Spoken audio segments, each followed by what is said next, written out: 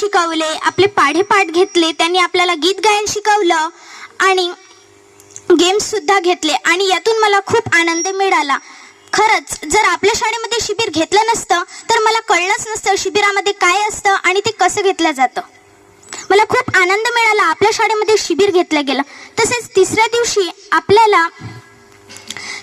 आपल्याला ठाकरे टीचरनी मातीपासून वेगवेगळी भांडी किंवा फळं किंवा गणपतीच्या मूर्ती असं आपल्या कलागुणांना बाहेर काढण्यासाठी आपल्याला मातीपासून आपल्या आवडतं काही बनवायला शिकवलं आणि मी आवडीनं खूप मन लावून ते मातीपासून बनवलं. मला त्यातून सुद्धा खूप आनंद मिळाला.